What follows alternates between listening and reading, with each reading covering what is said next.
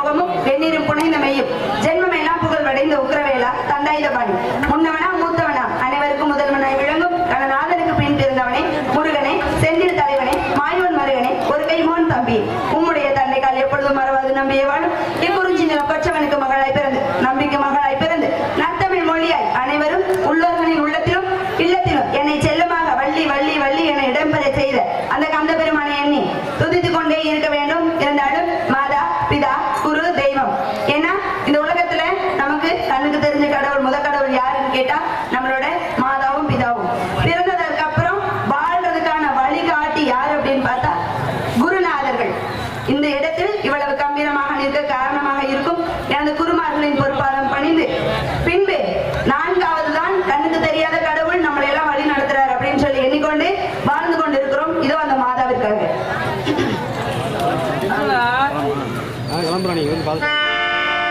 தாயே கருமாரி எங்கள் தாயே கருமாரி தேவி கருமாரி துணை மகமாயி தாயே கருமாரி தாயே கருமாரி தேவி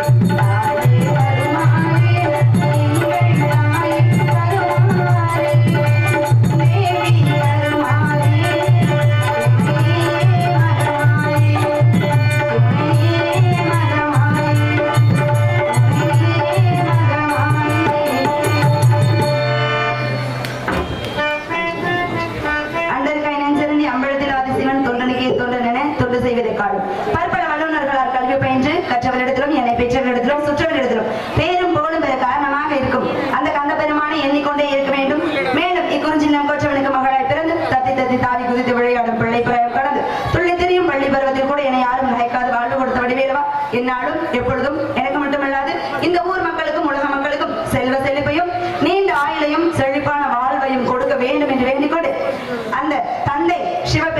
ஏன்னா பல அவதாரம் எடுப்பது விஷ்ணு பகவான் இருந்தாலும் கூட பல ரூபங்கள் எடுப்பது இந்த உலகையே ஆளக்கூடிய சிவபெருமான்.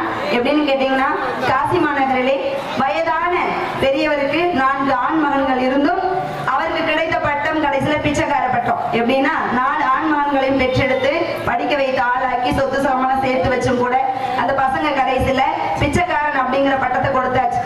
பிச்சைக்காரனா மட்டும் இருந்திருந்தா கூட அவரோட வயித்தை எப்படியோ கழுவி காப்பாத்தி நல்லபடியா இருந்திருப்பார். அவருக்கு கூடவே வந்தது தொழுநோய். அந்த தொழுநோயோட இருக்கிறதுனால ஊர் மக்கள் அத்தனை பேரும் அலுவலப்பட்டு ஒதுக்கி வச்சுட்டு இருக்கும் போது ஒரு வாய் சோறுக்கு கூட ரொம்ப கஷ்டப்பட்டு இருக்கிறத அந்த சிவபெருமான் அறிகிறார். அந்த சிவபெருமான் அறிஞ்சது என்ன பண்றாருன்னா, அதே பிச்சைக்காரனிடம் போல குரு மாறி நேரா அந்த ஐயா கிட்ட போய், ஐயா ஊரெல்லாம் நான் வந்து எல்லாத்துக்கிட்டையும் சாதம் கேட்டு பார்த்துட்டேன், 3 நாள் பசியோட இருக்கிறேன், எனக்கு ஒரு வாய் சாதம் கிடைக்குமா அப்படின்னு சொல்லி கேட்க, இருந்த கொஞ்ச சாதத்தையும் அந்த பிச்சைக்காரர் வந்து சிவபெருமானுக்கு கொடுக்க, இருக்கும் சாதத்தை எல்லாம் எனக்கு கொடுத்துட்டீங்கன்னா நீங்க என்ன பண்ணுவீங்க அப்படின்னு கேட்கும் போது, இந்த ஊரே என்னை பார்த்து அருவருப்பட்டு ஒதுக்கி வைக்கிறாங்க தொழுநோய்க்காரன்னு சொல்லி, ஆனா அதை கூட நீங்க வந்து பொறுப்பெடுத்தாம எங்கிட்ட வந்து நீங்க சாதம் கேட்டப்பவே என்னோட பசி ஆறிடுச்சு, அதனால நீங்க அந்த சாதத்தை பூரா சாப்பிடுங்கன்னு சொல்லி சிவபெருமான் கிட்ட அந்த தொழுநோய்க்காரையா சொல்ல, இவ்வளவு நல்ல உள்ளம் கொண்ட உனக்கு இப்படி ஒரு தண்டனை இருக்கக்கூடாது அப்படின்னு சொல்லிட்டு என்ன நல்லா உற்றுப்பார் அப்படின்னு சொல்லும் போது, நல்லா பார்க்கும்போது அதே சிவபெருமான் காட்சி கொடுத்தாரா. அதற்கு பிறகு அந்த தொழுநோய் எல்லாம் சரியாகி அவர் சாகும் வரையில் வேணும் என்ற பொண்ணும் பொருளும் அள்ளி கொடுத்து விட்டு சிவபெருமான் மறைஞ்சிருக்கார். அப்படியெல்லாம் அற்புதம் இருக்குது. இதோ அந்த தந்தைக்காக.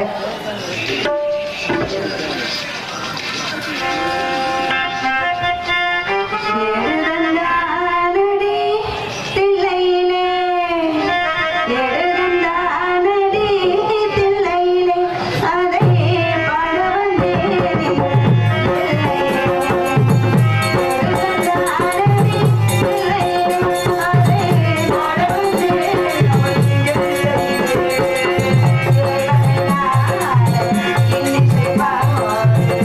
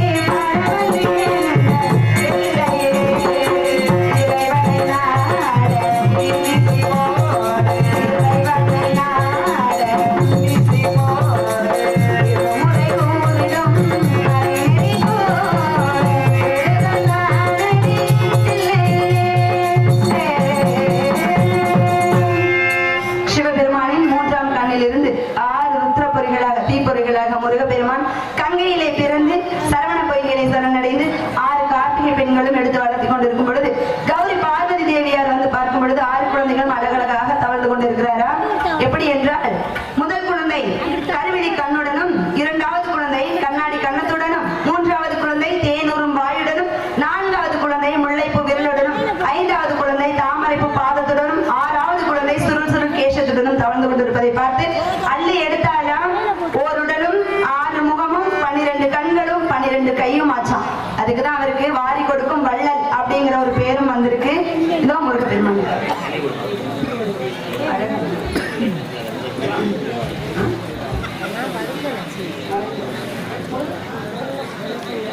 சத்தியம் சிவம் சுந்தரம் சரவணன் திருப்புகழ் மந்திரம் அழகன் முருகனிடம் ஆசை வைத்தேனா அழகன் முருகனிடம் ஆசை வைத்தேன் அவன் ஆலயத்தில் அன்பு மலர் பூசை வைத்தேன்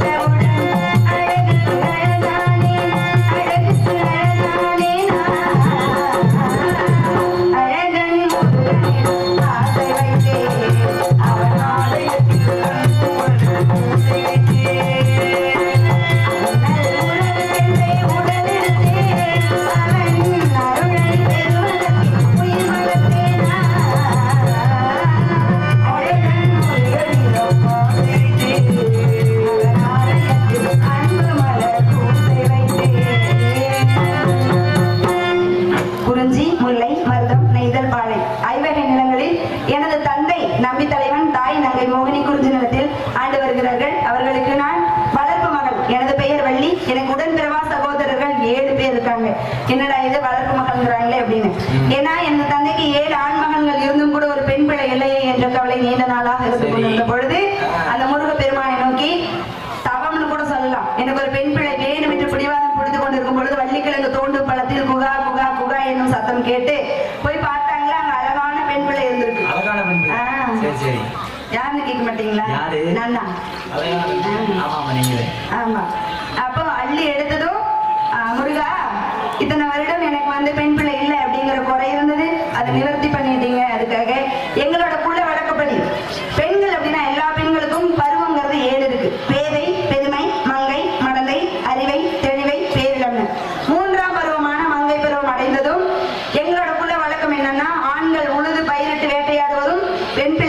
அந்த பயிரை வந்து கண்ணும் கருத்துமாக காவல் காத்து முருகப்பெருமானுக்கு நெய்வேத்தியம் படைப்பதும். என் பிள்ளை 3வது பருவமானதும் உங்களுக்கு வந்து எங்களோட பயிர்ல வந்து காவல் காத்து அதை வந்து அறுவடை செஞ்சு உங்களுக்கு நெய்வேத்தியம் படைக்கிறதுக்காக என்னோட பொண்ணு நான் வளர்த்துறேன்னு சொல்லிட்டாங்க. என்னோட தந்தையின் கட்டளைப்படி 3ஆம் பருவமானதும் முத காவலுக்கு அப்படின்னு சொல்லி வந்திருக்கேன்.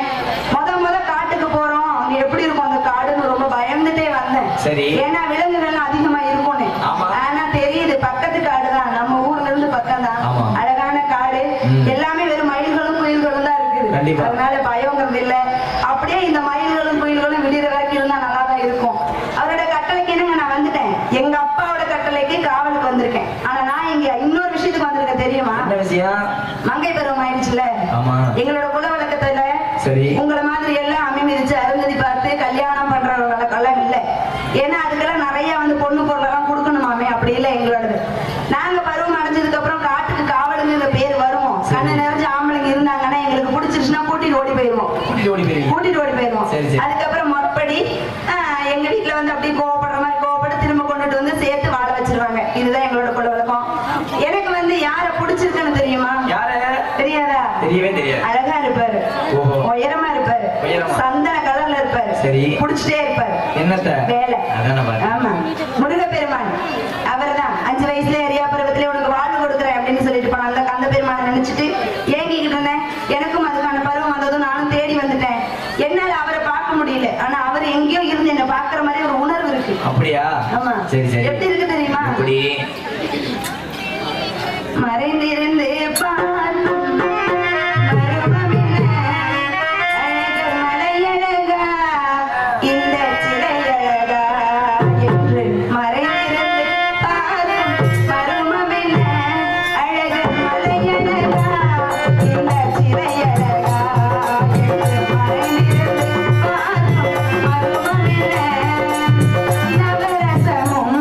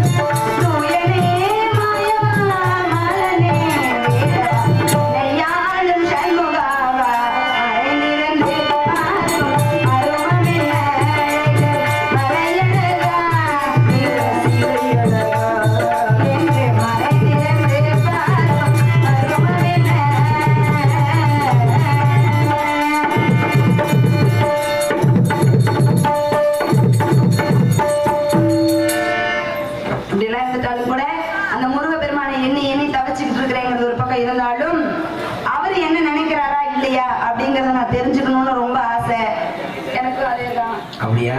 ஆமா. சரி சரி. ஆமா. எப்படி எல்லாம் அவரை நான் நினைக்கிறேன், அப்படியே அவர் என் கண்ணுக்கு தெரிஞ்சிட்டாலும் எப்படி எல்லாம் நான் வந்து நேசிக்கணும், யோசிக்கணும், யார மாதிரி திருமணம் பண்ணி வாழணும்னு ஆசை இருக்கு தெரியுமா? யார மாதிரி? அந்த ஜானகி மாதிரி.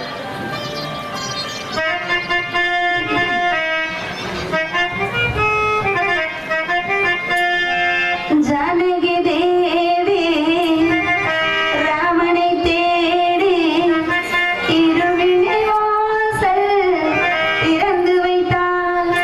ராமன் வந்தார், மயங்கி விட்டார், தன் பேரை கூட மறந்து விட்டார். ஜானகி தேவி ராமனை தேடி இருவினை வாசல் திறந்து வைத்தாள்.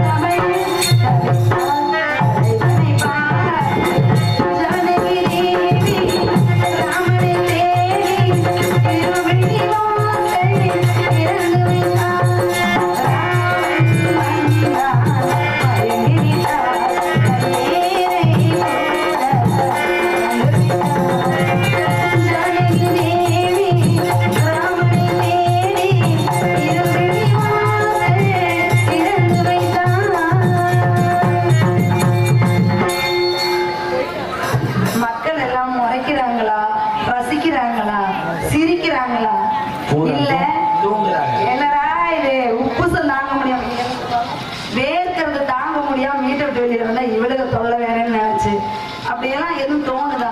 சிரிக்கவும் மாட்டேங்கிறீங்க, முறைக்கிறீங்களான்னு தெரிய மாட்டேங்குது. எங்க அண்ணன் வந்து சொன்னாரு, கை தட்டுங்க, நீங்க தட்டுறதுலதான் எங்களுக்கு வந்து புத்துணர்வு வரும். கலைஞர்கள் வந்து காசு பணத்தை எதிர்பார்த்து மேலே ஏறது இல்லை, அதான் உண்மை. உங்களோட மனசு எப்படி இருக்கு, எங்களை நீங்க ரசிக்கிறீங்களா? ஏன்னா அடுத்த வருஷம் நீங்க நாங்க வரணும்னா அடப்போ அந்த ஊருக்காரங்க என்ன பண்றாங்க, அவங்க பாட்டுக்கு உருன்னு இருக்காங்க, பயமா இருக்குதுன்னு நம்ம சொல்லக்கூடாது. அடடா அந்த ஊர்ல எப்படி ஒரு சிரிச்ச முகத்தோட எங்களை வரவேற்பாங்க தெரியுமா, அந்த மாதிரி சொல்லணும். கை தட்டுங்க கை தட்டுங்கன்னு எங்க அண்ணன் சொல்லிட்டே இருந்தாரு. அதுக்கான அர்த்தம் என்னன்னு தெரியுமா? அந்த காலத்துல இப்போ நம்ம முளைப்பாறை நடுவில் வச்சு எல்லாரும் சேர்ந்து நம்ம வந்து கும்மிங்கிற ஒண்ணு அடிக்கிறோம். அந்த காலத்துல எல்லாம் கும்மி அடிக்கிறதுங்கிறது ஒண்ணு வந்துச்சு இல்லையா? அறிவியல் ரீதியா எதுக்காக கும்மி அடிக்கிறோம்? எதுக்காக அப்படின்னா இப்பதான் எல்லாத்துக்கும் சக்கரை வியாதி அப்படிங்கிறது ஒண்ணு வருது. ஆங்கிலத்துல பேசுறேன்னு நினைக்க வேண்டாம். இன்சுலின் சுரப்பி அப்படிங்கிறது எதுக்காக அப்படின்னா நம்மளோட உடற்பயிற்சி எல்லாமே அந்த காலத்துல அம்மியில அரைக்கிறதும் ஆட்டோரில் ஆட்டுறதும் நடக்கிறதே வந்து ஓடுற மாதிரி இருக்கும். ஆனா இப்ப எல்லாம் எழுந்திருக்கிறது உட்காருங்க 30 வயசுலயே ஐயோ அம்மாங்கிறோம். நானும் கொடுத்தேன். அப்படியெல்லாம் இருக்கும்போது நம்மளுக்கு வந்துதான் ஆகும். கை தட்டுறது அப்படிங்கிறது எதுக்காக? நம்ம காலையில வெறு வயிற்றுல எழுந்திரிச்சதுமே நம்மளால முடிஞ்ச வரைக்கும் கை தட்டுறோம்னா இந்த உள்ளங்கையாகப்பட்டதுல எல்லா நரம்புகளும் இருக்குன்னு சொல்லுவாங்க. நம்ம கை தட்டுறோம்னா அந்த நரம்புகள் எல்லாமே வேலை செய்யும், நம்மளுக்கும் கண்ட வியாதிகள் உள்ள வராது அப்படிங்கறதுதான். கை தட்டுங்கன்னு சொல்றாங்க. வலி வலிக்குதா கையின்னு கேட்கிறேன். இப்ப சிரிக்கிறீங்க, ஐயோ என்ன இந்த பொண்ணு ஏன் இப்படி பாடு அப்படின்னு நினைக்கிறீங்களா? உங்களோட முகத்தை பார்த்தாதான் எங்களுக்கு உற்சாகங்கிறது. ஐயோ போங்க, அவங்க என்ன பண்றாங்கன்னு தெரியலன்னு உள்ள போயிடக்கூடாது. அதனால ரசிக்கிறீங்களா இல்லையாங்கிறது நீங்க தட்டுற கையில தான் இருக்கு. அதனால அப்படியே சொல்லணும். கண்ணத்துல ஏன் கை வச்சிருக்க? கப்பல் கவுந்து போயிடுச்சா? இல்லையா? ஏய் வச்ச நான் பார்த்தேன். அப்படியா? ஆமா. இப்போ நாக்கு அப்படிங்கிற விஷயம் இருக்கு இல்லையா? ஒரு வார்த்தை வெல்லும், ஒரு வார்த்தை கொல்லும் அப்படிங்கிறாங்க. நம்மளோட வாழ்க்கையில நம்மளோட உடம்பு அப்படிங்கறது ஒண்ணு இருக்குதுன்னா அதுல விஷமும் நம்ம நாக்கு தான். ரொம்ப தித்திப்பான ஒரு விஷயமும் நாக்கு தான் சொல்லுவாங்க, தெரியுமா? எப்படின்னு கேட்டா, ஆமா, ஒரு குருகுலத்துல 4 மாணவன்கள் வந்து படிச்சுட்டு இருக்காங்க. அந்த குருகுலத்துல இருக்கிற குருவோட மகளுக்கு வந்து பொண்ணு பார்த்துட்டு இருக்காங்க. இந்த 4 மாணவன்களும் பெரிய வயசு பசங்க தான். இந்த குரு வந்து தன்னோட பொண்ணுக்கு மாப்பிள்ளை பாக்குறாங்க அப்படின்னு தெரிய வந்தது என்ன பண்றாங்க அப்படின்னா, இத்தனை பேர் 4 பேருமே நல்லா படிக்கிறவங்க, புத்திசாலி, நல்ல வசதி வாய்ப்பா இருக்கும்போது நம்ம குரு எதுக்காக வேற பக்கம் போய் பொண்ணு மாப்பிள்ளை பாக்குறாங்க?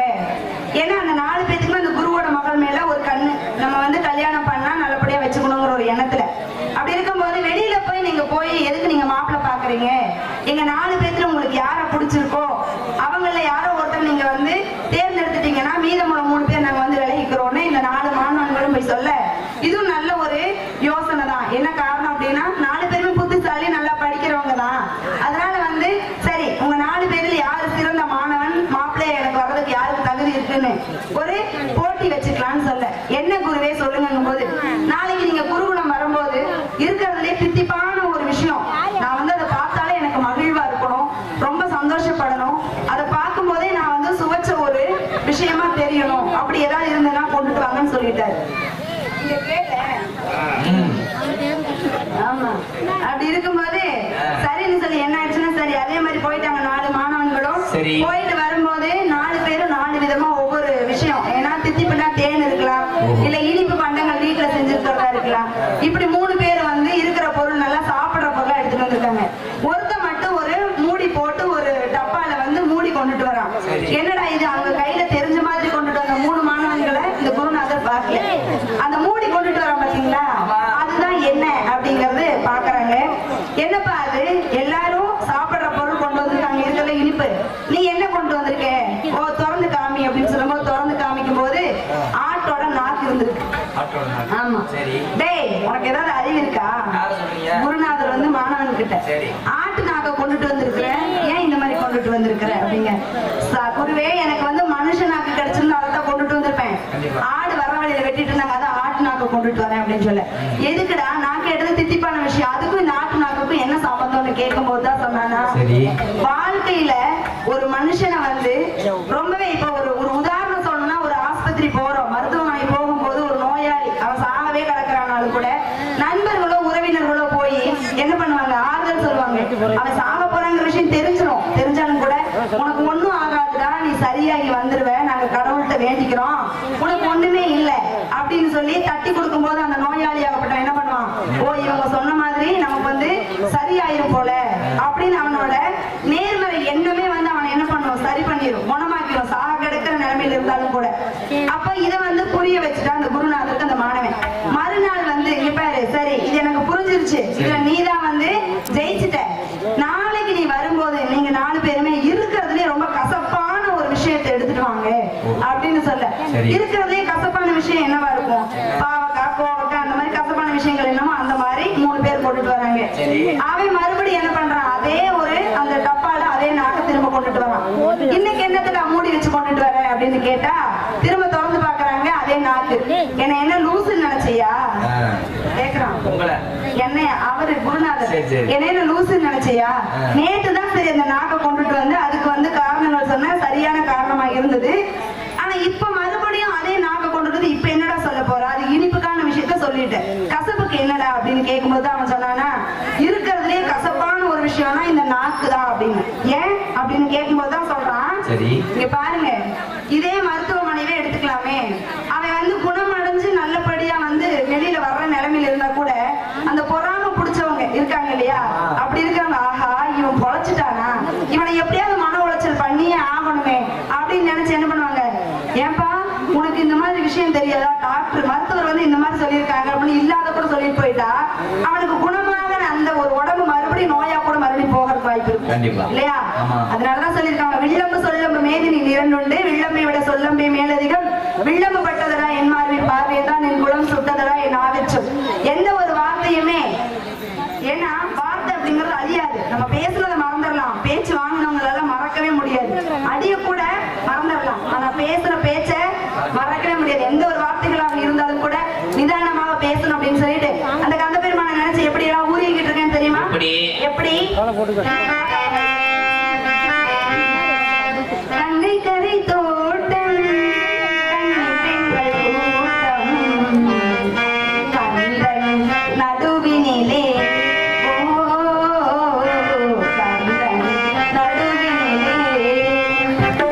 இளம் காற்று பாடி வரும் பாட்டு எதிலும் அவன் குரலே,